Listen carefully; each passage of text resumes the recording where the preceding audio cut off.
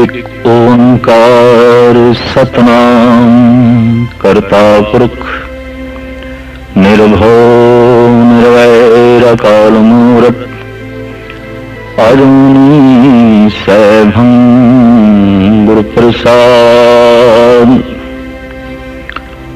परिपूर्ण परमात्मा ने अपनी होंद ते अपने तो बने ब्रह्मंड की होंद नूं दो रूपां विच दो हिस्सियां विच तकसीम किया होया है। परमात्मा दे दो रूपां नूं कहंदे ने निर्गुण सरगुण, दृश्यमान अदृश्य, जो दिखाई दे रहा है और जो अणदेखा है, सूक्ष्म है अस्थूल है। परमात्मा ने इस तरह अपने आप नूं गुप्त ते प्रगट रखे होया है। वो प्रगट हर वक्त है, वो गुप्त हर वक्त है। इस तरह उसके दो रूप ने। उसे दे स्वरूप तो उसे दे सुभाव तो बनिया ब्रह्मंड ये एक रूप किस तरह हो सकता सी? इसके भी दो रूप ने। ब्रह्मंड नूं असी गौर देखिए, इथे दिन है पर सिर्फ दिन नहीं, रात भी है। मौसमी बहार है पर खिजां भी है। ठंड है पर गर्मी भी है। इथे चांदनी रात है पर मसिया दी रात भी है। और इसे ब्रह्मंड विच जो क्रिया चल रही है, जन्म भी है पर मरण दे नाल जुड़े होया, जवानी है बुढ़ेपा भी है। और इसी तरीके नाल कर्मां नूं देखिए, मनुख की जीवन शैली में देखिए, सिर्फ हासे नहीं रोने भी ने, सिर्फ नफा नहीं नुकसान भी है, और सिर्फ तंदुरुस्ती नहीं बीमारी भी है। इत्थे सिर्फ खुशियां नहीं गम भी हैं, सिर्फ शादियां ने ही नहीं बजदे, गम दे मंजीरे भी बजदे ने, दुखां दे ढोल भी बजदे ने। ऐसा ये समूह ब्रह्मंड दो हिस्सियां दे तकसीम। मनुख दे शरीर ते जात मारीए, दृष्टि मारीए, इदी बनतर नूं भी परिपूर्ण परमात्मा ने दो थंबियां ते खड़ा करके रख दिता है। जे नेत्र हैं ते दो, कन हैगे ने दो, नासका दे सुराख दो, दो बावां ने, दो पैर ने, रसना दो कम कर दिए, बोलती है, रस लेंदी है। इसी तरीके नाल धार्मिक सियाणे पुरुष कहते हैं कि गुरबाणी कहती है मन भी दो ने, मनुख दे दिमाग भी दो ने, सुचेत मन अचेत मन। तभी तो अक्सर मनुख दुविधा विच आउंदा है। सुचेत मन कुछ होर फैसला कर देंदा है, अचेत मन कुछ होर फैसला ठोक देंदा है। इस तरह मनुख दे अंदर एक घोल चलता है। इसे घोल नूं कहने ने दुविधा। सुचेत मन किसी होर पासे जाना चाहता है, अचेत मन उस तो विपरीत दशा दे जाना चाहता है। इस तरह सारा जीवन कई दफा विरोधता दे ही व्यतीत होता है, दुविधा दे ही व्यतीत होता है। यक तरफ जिंदगी में तोड़ना औखा हो जाता है, क्योंकि दिमाग दो वक्त फैसले करता है, मन दो वक्त तरह की जो है सोचनी सोचता है। इस देश से मनुख को सफलता मिली है और प्रकृति ने मदद की है कि मनुख दो पैरों में मंजिल एक दे देता है। ये नहीं कि सज्जे पैर की मंजिल कोई होर है ते खब्बे पैर की मंजिल कुछ होर है। ऐसा नहीं है कि सज्जे पैर ने किसी होर थां ते पहुंचना है ते खब्बे पैर ने किसी होर थां ते पहुंचना है।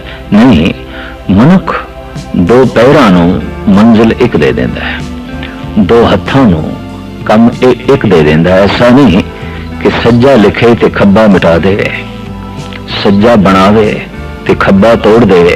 नहीं, दो हत्थां नूं असीं कम एक दे देंदे हां। भावें अखां दो ने पर दृष्टि एक दे देंदे हैं। ये नहीं, और ऐसा सी सोचते भी नहीं कि सज्जी अख कुछ होर देखे ते खब्बी अख कुछ होर देखे। दो अखां नूं दृष्टि एक दे देंदे हां। दो कन्नां नूं स्रोत एक दे देने आ। और ऐसा नहीं है कि सज्जा कन कुछ होर सुने ते खब्बा कन कुछ होर सुने, नहीं, दो कन्नां नूं असीं नाम, दो कन्नां नूं असीं शब्द इक्को ही दे देने आ। ये जो दो मन ने, इन मन, उन मन, सुचेत मन, अचेत मन, इन्हां दी सोचनी एक करनी औखी हो जाती है। जीवन सारा दुविधा विच बतीत होंदा है। धर्म की साधना इत्थों विकसित हुई कि ये दो मन एक करने ने, क्योंकि मन नूं एक करना है। तो जो मन नूं एक करने तो मतलब मन दो ने। मन नूं एक करना है, मन नूं एकाग्र करना है, मन नूं एक करना है, मन दो ने। इन मन कुछ होर सोचता है, उन मन कुछ होर सोचता है। सुचेत मन किसी होर ने याद कर रहा है, अचेत मन कुछ होर चाह रहा है। सारा जीवन इसी दुविधा विच बतीत होता है। और धर्म की मूल साधना का सिट्टा भी है कि दो मन किसी तरीके नाल एक कर ले जान। इस तरह जिवें दो अखां नूं दृष्टि एक दई दी है, दो कन्नां नूं शब्द एक देना पैंदा है, दो हत्थां नूं कम असीं एक देने आ, दो पैरां नूं मंजिल एक देने आ। ये जो दो मन ने, दो दिमाग ने, इन्हां सोचनी एक दे सकीए, विचार एक दे सकीए। असी अपने शरीर विच भी झात मारीए, सब कुछ दो दो दे च वंडिया है, यक कुछ भी नहीं है। अगां चलिए, जिथे मनुख ने जीवना है, जीवन बतीत करना है, सारे कर्म करने ने। दुनिया भी दो तरह की है, जहान भी दो ने, लोक भी दो ने। इस्लाम इसनूं कहंदा ई जहां, ऊ जहां, ए दुनिया, ओ दुनिया। साडे देश का सारे का सारा धार्मिक समाज कहंदा है ए लोक परलोक, ए लोक परलोक, ई जहां, ओ जहां। दो जहानां दा मालिक परमात्मा की सिफत और सलाह करदियां अक्सर मुसलमान कह देंदा है, हे खुदा तू दो जहाना दा मालिक है। असी भी कह देने हे परिपूर्ण परमात्मा तू 2 लाख लोगों का स्वामी है, मालिक है। ए लोक परलोक, परलोक दे पहले अखरी अर्थ करिए परलोक, परे दा लोक। किस तो परे? इंद्रियों की पहुंच तो परे, शरीर की पहुंच तो परे, अखां की दृष्टि तो परे, रसना की कथन शक्ति तो परे, कन्नां की स्रोत तो परे, पैरों की पहुंच तो परे, हत्थों की पकड़ तो परे, और मन की सोच तो परे, विचार तो परे। जिथे तक सोच ना पहुंच सके, दृष्टि ना पहुंच सके, कथनी ना पहुंच सके, पैर ना पहुंच सकन, हाथ ना पहुंच सकन, परलोक। एक तो वो जीवन है जिन्हों कहने ने परलोक, एक वो जीवन है जिसनों कहने ने ए लोक। ए लोक जिस दे पैर गमन करते ने, हाथ कुछ पकड़ते ने, अखां कुछ देखदियां ने, रसना इस लोक बारे कुछ कथन करती है, कन सुनते ने, दिमाग सोचता है। ये गल वखरी है कि ये लोक भी इतना वड्डा है, इतना वड्डा है कि पूरे का पूरा समझना, जानना तो जीवना तो कठिन है, फिर भी लोक दिखाई देता है। लौकिक जीवन जो बतीत करते हैं, असीं उन्होंने कहने ये पदार्थों के तल ते जी रहे हैं, शरीर के तल ते जी रहे हैं। लौकिक जीवन दृश्यमयी है, पर जो लोक का जीवन, ये लोक जो परिपूर्ण परमात्मा ने बनाया है, तो गुरमत कहती इस लोक की निंदा नहीं, निंदो नाही काहू बाते एक खसम का किया। इति परिपूर्ण परमात्मा ने आप बनाया है, इस वास्ते इस लोक की निंदा नहीं, ये जिंदगी उसने आप बनाई है। सारी दुनिया विच अक्सर मनुख ने ऐसा विभाजन किया है, वंड की है। एक ने ऐसा दावा किया कि असी परलोक सवारना है, परलोक दे जीवना चाहते हैं, इस लोक की जिंदगी नहीं चाहिए। पर ऐसा तबका भी होया है जो अक्सर कहता रहा है, नहीं जीवन तो इस लोक का ही है। परलोक की होता है? परलोक कल्पनावां तो परे, परलोक सोचने तो परे, परलोक शरीरक पहुंच तो परे। तो जो पहुंच तो परे है, सोच तो परे है, उस बारे कुछ तबके ने बेफिक्री साध ली, बहुत बेफिक्री, और कह देता परलोक महज सुपना है, परलोक महज कल्पना है। पर ऐसा तबका भी पैदा होया जिसने कह देता है लोक महज सुपना है, ये लोक महज कल्पना है और कुछ भी नहीं है। संसार सिर्फ एक माया है, ये जगत एक सुपना है। ऐसा तमाम संत जन कहते हैं। पर ऐसे तमाम संसारिक लोगों ने कह देता परलोक सुपना है, परलोक कल्पना है। विज्ञानिक दृष्टि रखने वाले ने भी कह देता वड्डी तो वड्डी दूरबीन नाल भी परलोक दिखाई तो नहीं देता। और वाकई कोई परलोक जीवन है जिस परलोक का खाका खिंचते ने महापुरुष, कहने में उत्थे जन्म नहीं है, मरण नहीं है। उस परलोक दे दुख सुख भी नहीं है, दोवें नहीं ने, दो नहीं ने। उस परलोक दे चिंता फिक्र नहीं है, जन्म मरण नहीं है, जवानी बुढ़ेपा नहीं है, तंदुरुस्ती बीमारी नहीं है, हां लाभ नहीं है, ये दो नहीं ने परलोक। तो जब कह रही ये दो नहीं ने तो कुछ तार्किक कह देने ने है ही नहीं, परलोक है ही नहीं, परलोक महज सुपना है, परलोक मनुख की महज कल्पना है। एक तबका तो यह, दूसरा तबका दावे नाल बुलंद बांग कहता रहा ये लोक सुपना है, ये लोक कल्पना है, ये लोक तुच्छ है, ये लोक कुछ भी नहीं। तो फिर दो धड़े पैदा हो गए।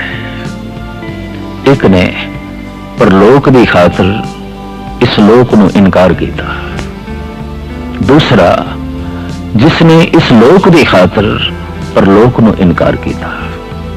खा ले पी ले हर तरह दी मौजा मान ले, परलोक किसने देखे?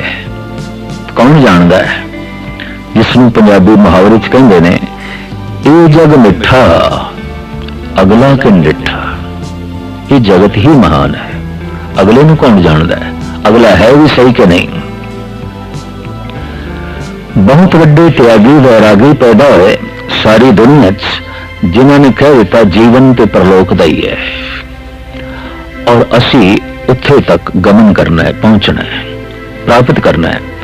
इस वास्ते इस लोक दे जीवन नूं असी त्यागदे हैं, लोक दे पदार्थां नूं भी त्यागदे हैं। परलोक दा पदार्थ चाहिदा है। तो परलोक दे पदार्थ की ने? परलोक दा पदार्थ है धर्म, मोक्ष, मुक्ति, स्वतंत्रता, आजादी। साडे देश दे तमाम ऋषि मुनियां ने धर्म दा फल, नाम अभ्यास दा फल और परलोक दी दुनिया नूं कहा है जो स्वतंत्र है वही परलोक है, जिथे मोक्ष है वही परलोक है, जिथे मुक्ति है वही परलोक है। जिसनों आम जगत आजादी कह देंदा है, मुक्ति कह देंदा है, ये पूर्ण आजादी नहीं है। चलो कुछ बोलने की आजादी, कुछ लिखण की आजादी, कुछ चलन फिरन की आजादी, कुछ कामकार करने की आजादी, ये कोई पूर्ण आजादी नहीं है। रहन सहन की आजादी ये पूर्ण मुक्ति नहीं है। पूर्ण मुक्ति तो उदों होती है जब कोई जन्म का बंधन नहीं, मरण का बंधन नहीं, कर्मां का बंधन नहीं, सुख का बंधन नहीं, दुख का बंधन नहीं, बुराई का बंधन नहीं, नेकियों का भी बंधन नहीं, किसी प्रकार का कोई बंधन नहीं, किसी ने जकड़ना नहीं। स्वतंत्रता, आजादी। इको एक ये देश है भारत, जिथे तमाम संत जना ने वख-वख अपने बोलने के शब्दों के राही धर्म का फल मोक्ष दसिया, मुक्ति दसिया। भावें उसनूं बयान करने का ढंग, उन्होंने अक्षर देने का ढंग कुछ होर होवे, लेकिन मूल दे जो अर्थ बोध छुपा हुआ है वो तो है आजादी, वो तो है स्वतंत्रता, वो तो है मोक्ष। तो धर्म ते मोक्ष ये परलोक दे महान पदार्थ मने गए। ये लोग इत्थे महान पदार्थ मने गए, धन ते काम। सब तो वड्डा पदार्थ इस लोक दा धन ते कामनावां दी पूर्ति, काम। जिसकी कामनावां की पूर्ति हो रही है, और कामनावां की पूर्ति धन तो बिना नहीं होती। कुछ भी कामना है, अगर उसनूं मनुख पूर्ण करना चाहता है इस लोक विच, धन तो बिना नहीं होगी। काम धन नाल संबंधित हो गया। मोक्ष चाहिदा है परलोक दा, तो धर्म तो बिना परलोक किथे, और धर्म तो बिना मोक्ष किथे। मोक्ष धर्म नाल संबंधित हो गई, काम धन नाल संबंधित हो गया। एक ने साफ कह देता धन चाहिए, काम चाहिए, लोक सवारना है, परलोक नहीं चाहिए। परलोक है ही नहीं, परलोक कल्पना है। जैसे प्रथम मुगल सम्राट बाबर का एक बोल, रोजो नो बहारों में वह दिलरुबा खुशस्त, बाबर बऐश कोश के आलम दोबारा नेस्त। खा ले पी ले, हर तरह दिया मौजा मान ले, पर लोग किसने देखे? दूसरे जहान का किसने बोध है? तो है भी सही कि नहीं, किसनों खबर है? हर तरह दिया मौजा मान ले। दूसरा तबका इस लोक दे सुख नहीं चाहिए। नहीं स्वादी भोजन असी कंद मूल खा लवांगे, जंगलों के पत्ते खा लवांगे, घास खा लवांगे, दरियावां का पानी पी लेंगे। नहीं रहन चंगे महल, तो पहाड़ों दी कंदरां विच रह जावांगे, वृक्षों थले रह जावांगे। नहीं ने तन ढकन में चंगे वस्त्र, तो केले के पत्तियां नाल तन ढक लवांगे। बोर दी छाल नाल, मिर्ग दी छाल नाल अपना तन ढक लवांगे। ते जे सब कुछ भी नहीं तो कोई गल नहीं, नगन भी रह लवांगे। नहीं चाहिए ये परिवार, नहीं चाहिए ये पदार्थ, नहीं चाहिए ये भोग रस। असी ते परलोक सवारना है। चाहिए धर्म, चाहिए मोक्ष। जिसके अंदर भी बड़ी प्रबल रूप दे प्राणा च प्यास जागी धर्म ते मोक्ष दी, उन्हें परलोक सवारन का पूर्ण यत्न किया और लोक की फिक्र छोड़ दी। इस देश विच ऐसा होया, लोक की फिक्र छोड़ दी। लोकक जीवन विच भारत पछड़ गया। गरीब, मुफलिस, महान देश और कुदरती दौलत नाल संपन्न। इथों दे पहाड़ों विच कोयला है, लोहा है, सोना है, चांदी है, तांबा है। इथों दे दरियावां विच 12 मासी पानी है। इथों दी जमीन जरखैज, बहुत जरखैज। इथों दे मनुखां कोल सोचण शक्ति बड़ी प्रबल, बड़ी गहरी, लेकिन लोक दा त्याग कर दिता, लोक छोड़ देते।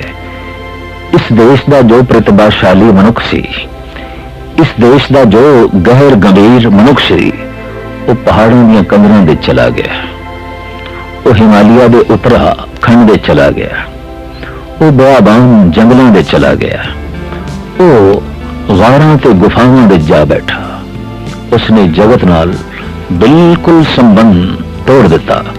यही एक मनुख सी जिसके राही लोक सवर सकदा सी, लोक खुशियों में वाधा हो सकता सी और लोकक जीवन संपन्न हो सकता सी। पर यह छुप गया पहाड़ों दी कंदरावां विच। परलोक सवारन लई धर्म चाहिए, मोक्ष चाहिए। पश्चिमी दुनिया च असीं देखते हैं जो प्रतिभाशाली मनुख सी वो समाज दे विच रहा और वो लौकिक जीवन बारे सोचता रहा। लौकिक सुख किस तरह ज्यादा तो ज्यादा प्राप्त किए जा सकते हैं, इस पृथ्वी के उत्ते किस ढंग नाल सुखमई जीविया जा सकता है।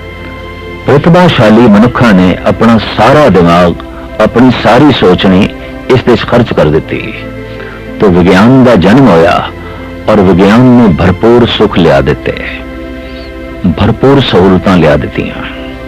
चारों पासे अशरीरक सुख, लौकिक सुख विज्ञान आधारित ने, आश्रित ने, और ये सारे का सारा पश्चिमी देशों की देन उत्थे पैदा होया। देखते हैं एक भी चोटी का संत जिसने धर्म दियां गहराइयां नूं छोया होवे नहीं पैदा होया उत्थे, पर एक भी चोटी का साइंटिस्ट जिसने लौकिक सुख जगत की झोली विच पाए होवन, इस तरह का सरमोर इत्थे नहीं पैदा होया। एक ने लोक की फिक्र की थी, एक ने परलोक की फिक्र की थी। होया कि पश्चिम अंदरों कंगाल हो गया, बाहरों संपन्न हो गया। भारत बाहरों कंगाल हो गया, अंदरों संपन्न हो गया। अंदर की दौलत वध गई और ऐसी दौलत उसे इंतश करने चो वेद निकले, शास्त्र निकले, उपनिषदां निकलियां और फिर पुराण निकले, स्मृतियां निकलियां, गीता का ज्ञान निकलिया और तरह तरह के होर बौद्धिक तत्व प्रगट हुए।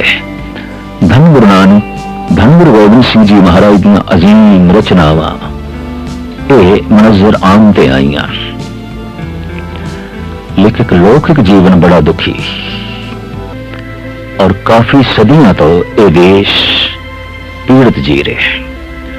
हुण होया की है कि जिथे विज्ञान ने वो सुख दे दिते ने कि मनुख सुखां दी चरम सीमा ते पहुंच गया है, तो मोड़ा खादा है पश्चिम ने।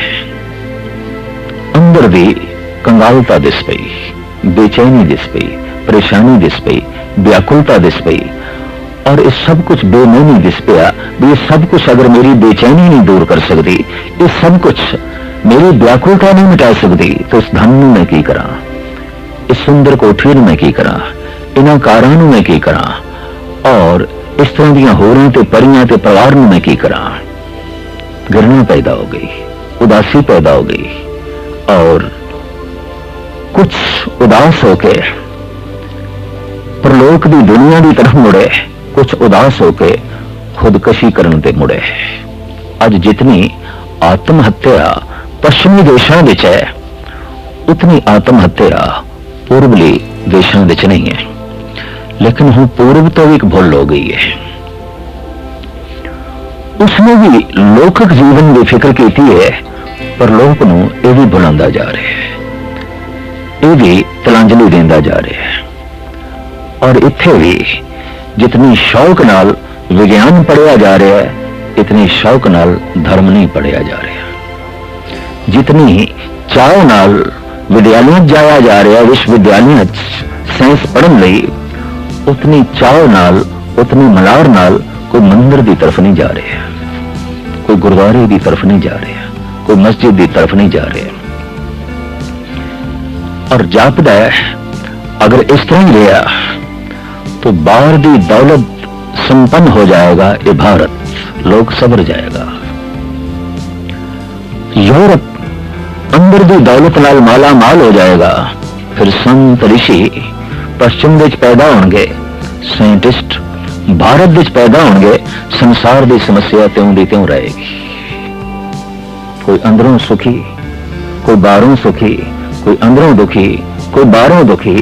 संसार का मसला त्यों दा त्यों रहेगा, हल नहीं हो सकेगा।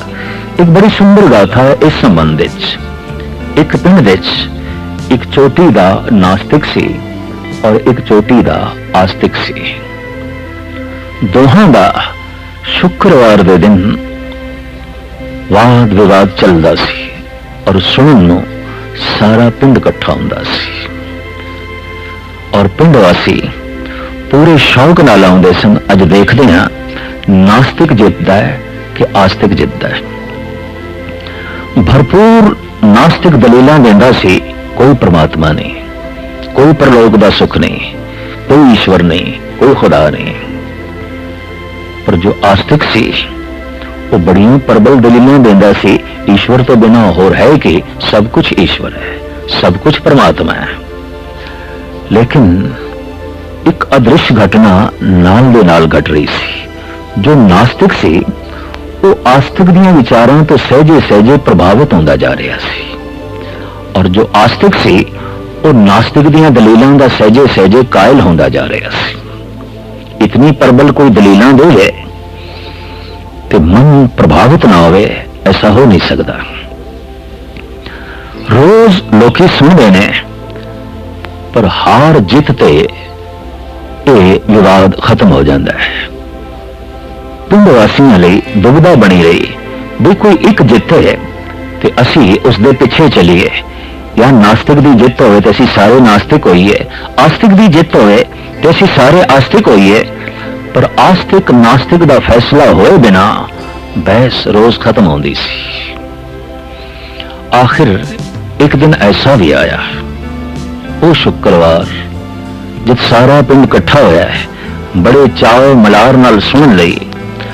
नास्तिक ने ऐसियां प्रबल दलीलां दित्तियां, ऐसियां प्रबल दलीलां दित्तियां, पूर्ण तौर ते आस्तिक प्रभावित हो गया। परमात्मा नहीं है, ईश्वर नहीं है। पर देवनेत उस दिन आस्तिक ने भी ऐसियां दलीलां दित्तियां, नास्तिक प्रभावित हो गया और एकदम उसके अंदर ख्याल पैदा हो गया, परमात्मा तो बिना और की है। नास्तिक ने कह दिता सब कुछ परमात्मा है, सब कुछ ईश्वर है, पर आस्तिक ने कह दिता कोई ईश्वर नहीं। पिंड वासी कहने लगे साडे लिए मसला तो फिर त्यों दा त्यों रह गया, उत्थे दा उत्थे। ऐसा होया भारत लौकिक सुखां तो प्रभावित होया, पश्चिम यूरोप परलौकिक सुखां तो प्रभावित होया। इस सदी दे वो परलोक दे सुखां की तरफ मुड़िया है, ये लौकिक सुखां की तरफ लीन होया ते खोज करता पे। लगता है संसार की समस्या त्यों दी त्यों रहेगी, एक आस्तिक हो जाएगा, एक नास्तिक हो जाएगा। एक परलोक दे सुखां नूं प्राप्त करके लौकिक तल पे कंगाल हो जाएगा, गरीब हो जाएगा, मुफलिस हो जाएगा। आखिर हिपी देखते पे सी जिस ढंग की जिंदगी बतीत पे करते हैं, वो जिंदगी है जो भारत का एक मुफलिस भिखारी मंगता बतीत करता है। और ऐसा दिखाई देता है कि भारत संपन्न हो जाएगा, महान हो जाएगा, लौकिक सुखों नाल भरपूर हो जाएगा, लेकिन परलौकिक तल पे फिर कंगाल। समस्या फिर त्यों दी त्यों रहेगी। लोक सवरे है, परलोक बिगड़ गया है, परलोक सवरे है, लोक बिगड़ गया है। धन गुरु नानक देव जी महाराज जी बाणी कहती है, इक्को ही समय विच तो लोक नूं सवार और परलोक नूं सवार, ताकि ये पंक्ति पूरी उतरे तेरे ते हालत सुख पलत सुख नित सुख सिमरनो नाम गोविंद का सदा लीजे, मिठे कमाणे पाप चराणे साध संगत मिल मोवा जीजे।